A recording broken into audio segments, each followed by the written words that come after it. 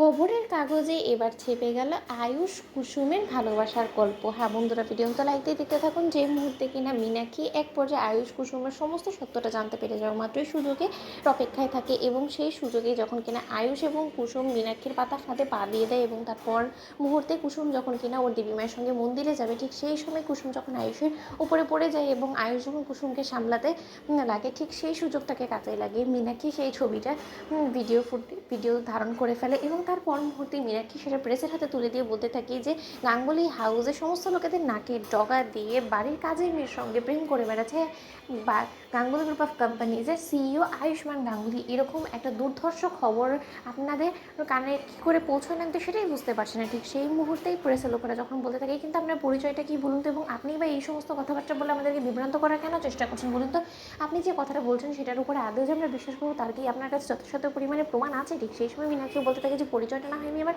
গোপনে রাখলাম, কিন্তু তার সত্ত্বেও আমি আপনাদেরকে এতটুকু অন্তত আশ্বাস দিতে পারি যে আমি যে কথাগুলো বলছি সেটার মধ্যে কোনো রকম কোনো ভুল নেই, এবং সেটারই আমি প্রমাণ দিতে আমি আপনাদের কাছে কিছু ভিডিও ফুটেজ পাঠাচ্ছি। সেই সমস্ত ভিডিও ফুটেজ ছবি আশা করি যথেষ্ট হবে আপনাদেরকে এই জিনিসটা প্রমাণ করতে এবং খবরের কাগজে ছাপাতে। ঠিক সেই সময় কথা বলা মাত্রই পরদিন সকাল হওয়া মাত্রই যখন কিনা ইন্দ্রাণী গাঙ্গুলি খবরের কাগজে দেখতে পায় আয়ুষ এবং কুসুমের কাছাকাছি এসে সেই ছবিটা প্রকাশ পেয়েছে, ঠিক সেই সময় ইন্দ্রাণী গাঙ্গুলি বলতে থাকে যে আয়ুষ্মান গাঙ্গুলি এবং কুসুম গাঙ্গুলি এর মধ্যে চলছে প্রেমের সম্পর্ক, সেরকমই একটা গুঞ্জন শোনা যাচ্ছে, এবং আয়ুষ্মান গাঙ্গুলির জীবনে প্রথম প্রেম হলো গিয়ে কুসুম সরকার। এটা কী করে সম্ভব হতে পারে?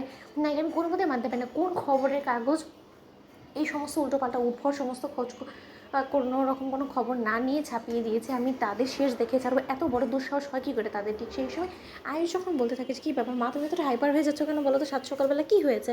ঠিক সেই সময় আয়ুষকে যখন কিনা ইন্দ্রাণী গাঙ্গুলি সেই খবরের কাগজে সেই ছবিটা দেখায়, ঠিক সেই সময় আয়ুষের চক্ষু চরকগাছ হয়ে যায় এবং আয়ুষ বলতে থাকে যে সর্বনাশ করেছে। এটা তো মন্দিরে যাওয়ার আগে কুসুম যখন কিনা পড়ে যেতে নিয়েছিল তখন আমি কুসুমকে ধরেছিলাম। তাহলে সেই সময় কী এমন ছিল যে কিনা এই ভিডিও ফুটেজটা তুলে রেখে এই প্রেসের হাতে দিয়েছে? কারণ সে সময় তো কোনো মতে আশপাশে প্রেসের লোকেরা উপস্থিত ছিল না। এটা তো আমাদের বাড়ির কেউই করেছে, কিন্তু তার আগে সেই মানুষটাকে বের করার আগে আমাকে যে করেই হোক না কেন আমাকে সতর্ক থাকতে হবে, যাতে মায়ের কাছে আমি কোনো কিছু বলে দেওয়ার আগে কোনো খবর না পৌঁছায়। অন্যদিকে কথা বলা মাত্র মীনাক্ষী যখন কিনা বলতে থাকে যে আয়ুষ, তুই যতটা গভীরে যাস না কেন, তুই আমার চোখে কোনো মতে ফাঁকি দিতে পারবি না, এবং তুই যতক্ষণ আমার কাছে পৌঁছবি ততক্ষণে তোর মায়ের গর্ব অহংকার সমস্ত কিছু আমি দুমড়ে মুচড়ে শেষ করে দেবো, যাতে করে কিনা তুই কোনো মতে আর পালাতে না পারিস, এবং কুসুমের সঙ্গে যে তোর প্রেমের সম্পর্ক চলছে সেটা যাতে কোনো মতে লুকোতে না পারিস, এবং প্রেসের লোক তার কোনো মতে এই জিনিসটাকে দমতে দেবে না। ওদেরকে আমি যখন একবার হাওয়া দিয়ে দিয়েছি, এবার ওরা নিজেদের মতো করে আপ্রাণ চেষ্টা চালিয়ে ওরা বাকি যে কাজটা করে দিবে সেটা আমার দীর্ঘ বিশ্বাস।